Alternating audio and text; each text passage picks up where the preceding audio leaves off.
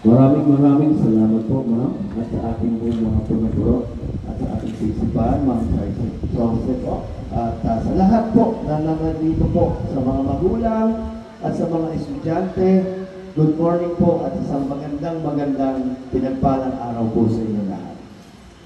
Ang inyong pong lingkod ay tunay nga po na napakamahalaga po ang pagbabasa at ang pagtuto po, lalo-lalo na po yung mga aklat natin. Ito po ay importante. At narinig ko nga po ang nakalaan na reading po for the week is 5 weeks. At ito po yung ating pagtatapos noon. At yung ating mathematics naman ay 2 weeks. Bakit kaya gano'n ano? Ang pinakamatagal at mahaba ang reading. Pero yung math naman natin, 2 weeks. Pero yun nga, ibig sabihin, talaga pong napaka-importante po ang pagbabasa. So sa ating pong mga estudyante, sa ating pong mga bata dito po sa school, lagi po ninyong hawakan ang libro, huwag po ang cellphone.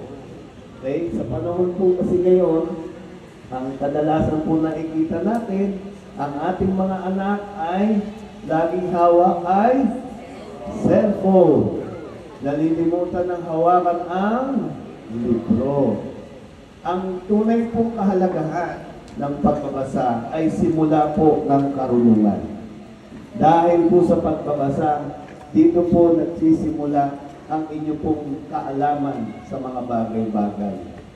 Dito po nagkakaroon ng pagkakataon ang ating mga bata, ang ating pong development, na tunay nga po ng pinanggagalingan ng karunungan ay ang ating mga aklat.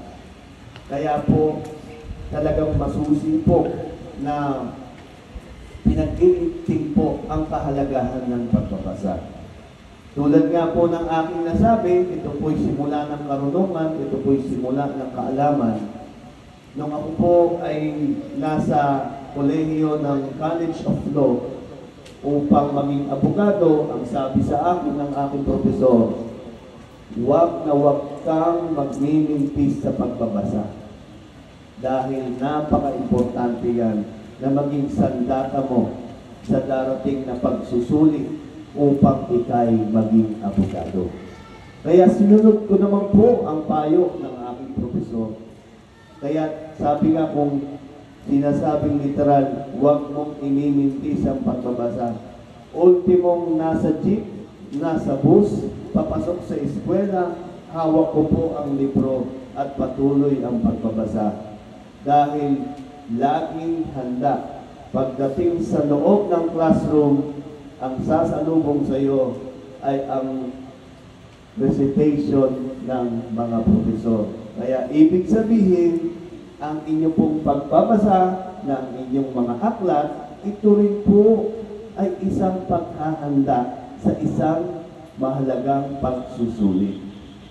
Dahil kapag tayo ay handa at tayo ay nagbasa at tayo po ay nag-aral, lagi pong tatandaan, lamang ang may alam.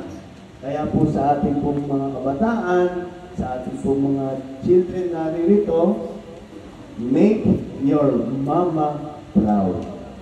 And also make your papa proud.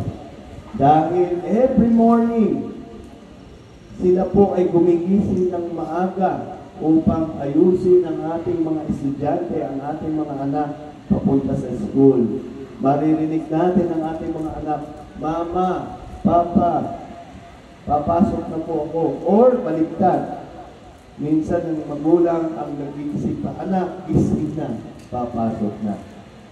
At the end of the day, sa ating mga kabataan, sa ating mga estudyante, always make your parents proud. Dahil kapag pinibigay natin ang magandang respeto at gusto natin maging proud ng ating mga magulang, ang kapalit po nito ay tagumpay. Kaya muli po, maraming salamat po. Ang kahalagahan ng pagbabasa ay simula po ng karunungan. Maraming salamat po at patuloy po ang inyong pong representante sa konseho, ang inyong consultory, Atty. Mark Oliveros, na gagabay po sa inyo at susuporta po, lalo-lalo na po sa larangan ng karunungan at pagbabasa at ng edukasyon. Maraming salamat po.